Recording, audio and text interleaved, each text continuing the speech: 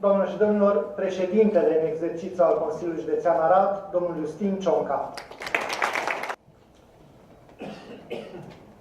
Domnilor președinți, înalt preasfinția voastră, stimați invitați, dragi colegi și prieteni. Bine ați venit la sărbătoarea Consiliului Județean Arad și, iată, privind în urmă, vedem câte lucruri s-au realizat în acești 25 de ani. Cât de mult a crescut, s-a schimbat, s-a întărit județul Arad.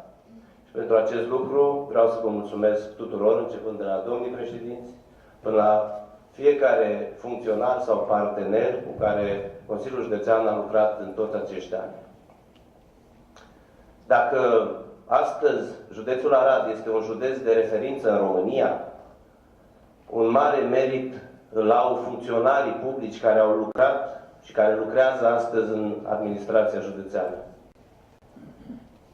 Implicarea dumneavoastră, dorința de a face bine Aradului, ne-au adus printre primele județe din țară. Mr. President, esteemed guests, dear colleagues, welcome to the celebration of Arad County Council, the public administration.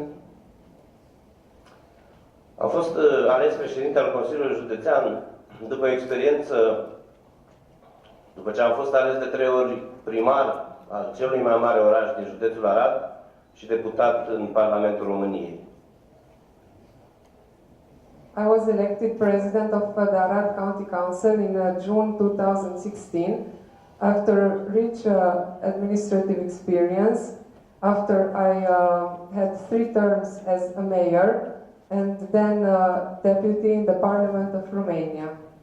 Această experiență din administrația locală, aproape de cetățeni, cunoscându-le problemele, și din legislativul României, înțelegând mecanismele și pârghile prin care putem să rezolvăm aceste probleme, mi-au dat ocazia să vin în fața cetățenilor cu un proiect politic. This rich experience I gathered during these years helped me to come in front of the citizens and help develop various political projects. Acest proiect se dorește a fi unul care să dea șansă copiilor noștri să fie util la ei acasă, de a descoperi oportunități de investiții, locuri de muncă și, sigur, o viață mai bună pentru noi toți. My project here at the Arad County Council gives a chance to our children to make themselves useful here at home, to discover new investment opportunities, places to work and a better life. Tinerii noștri merită să facem totul pentru ei, să fie fericiți și împliniți, să aibă nu numai speranța, ci certitudinea unei vieți frumoase într-un județ prosper. Our young people deserve that we do everything for them to be happy and accomplished, to have not only hope but also the certainty of a beautiful life in a prosperous county. Să rămână alături de părinți, să le fie sprijin, să construim împreună un Arad, o Românie, așa cum ne-ar place tuturor să fie. To stay near their parents, to be a support for them, and together we should build an Arad, a Romania, just like we would like it to be. Nu mă voi referi la proiecte punctuale pentru că sunt foarte multe.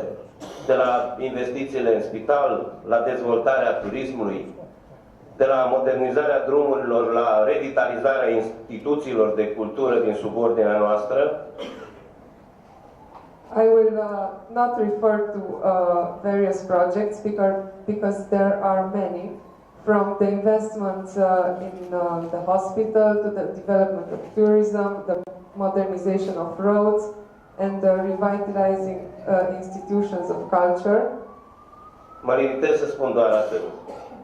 Tot ce ne-am propus vom realiza împreună cu partenerii noștri din Ungaria, Serbia, Polonia sau Moldova, cu asociațiile europene în care suntem membri și pe care ne-am redeschis, cu ADR și DKMT, cu județele Timiș, Caraș, Severin, Hunedoara, Bihor sau Satul Mare și, bineînțeles, cu instituțiile care ne facilitează accesul la fondurile europene.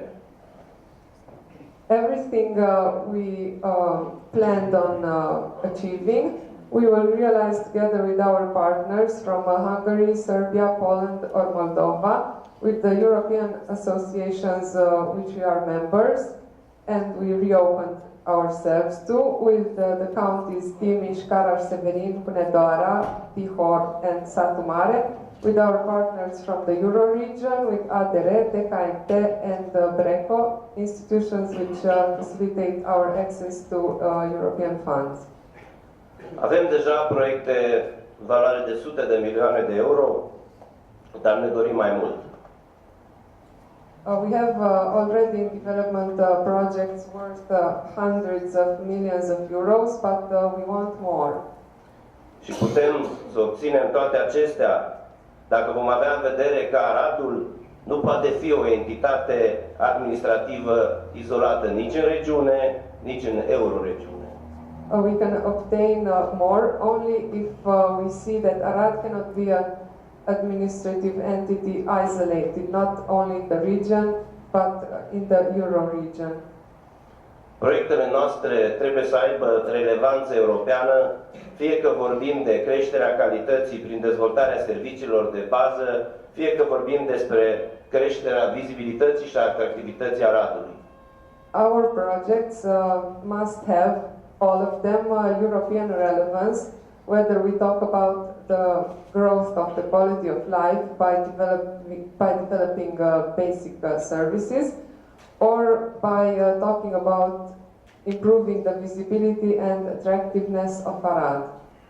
La această aniversare, permiteți-mi să mulțumesc pentru implicarea întâi tuturor colegilor din Consiliul Județean, cât și colaboratorilor din instituțiile subordonate. Now, at this festive hour, please allow me to thank for their implications, first our colleagues from the County Council and our collaborators from the subordinate institutions. Vă mulțumim dumneavoastră, partenerilor noștri din țară și din străinătate, pentru că ne oferiți posibilitatea să învățăm de la dumneavoastră și să acumulăm experiență. I thank you, our partners from the country and from abroad, for offering us the possibility to learn from you and gather more experience. Și nu numai experiență, ci cel mai important, resursă financiară. And not only experience, but also what's more important, financial resources. Mulțumesc universităților arădene pentru parteneriat, societății civile arădene, un arbitru al prestației noastre administrative și presei un critic exigent. I would like to thank our two universities from Arad for their partnership, the Arad Civil Society, a judge of our administrative activity, and the press, a tough critic. Le mulțumesc tuturor celor care au pus umărul la dezvoltarea Consiliului Județean, pentru ca Aradul să fie un mediu prietenos și atractiv. I would like to thank everyone who contributed to developing Arad County Council and making Arad a friendly and attractive area.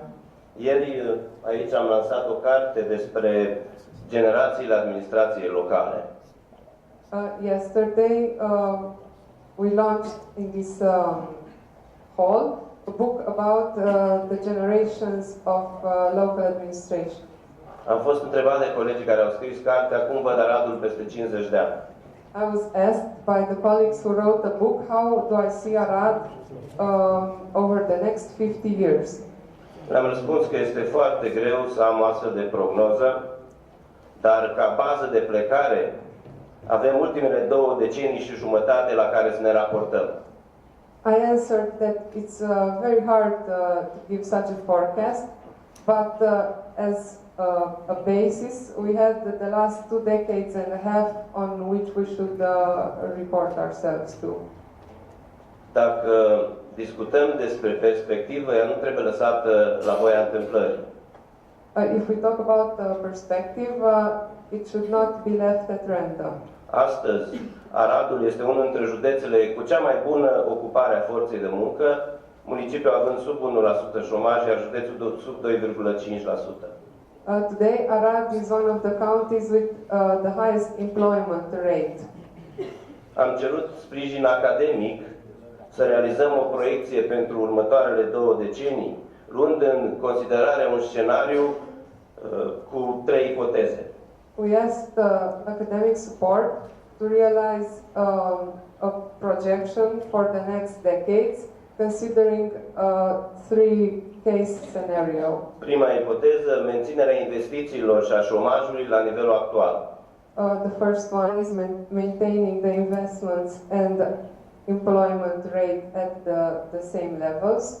A doua ipoteză, creșterea investițiilor și dezvoltarea zonelor industriale ale județului, în special în jurul polilor de dezvoltare, implicit crearea altor locuri de muncă și sigur ne-ar interesa cum ar putea fi asigurată resursa umană bine pregătită, capabilă să corespundă așteptării societății informaționale a următoarelor decenii.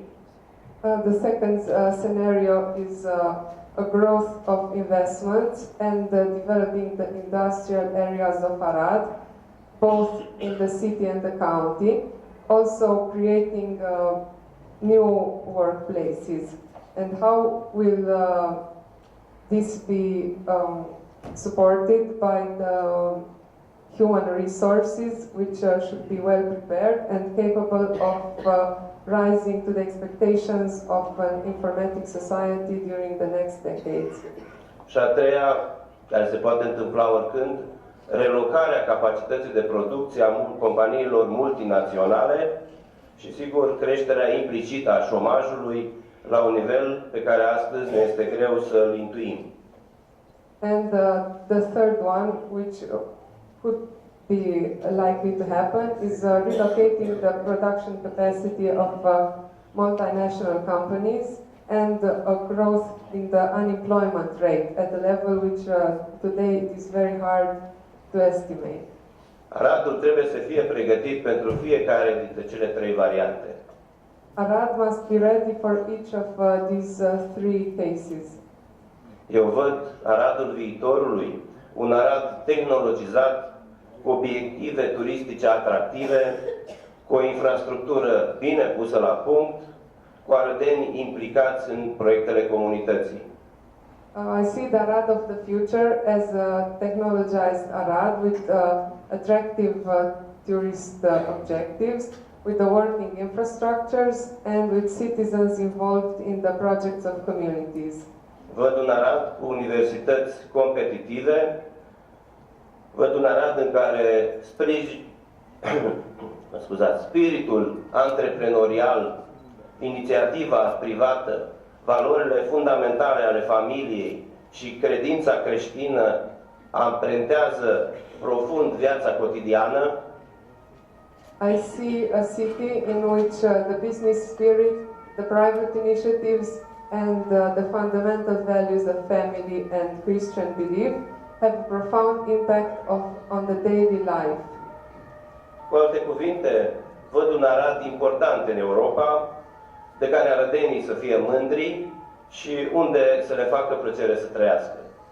I see Arad as an important city in Europe, of which the people of Arad are proud, and they live with great pleasure.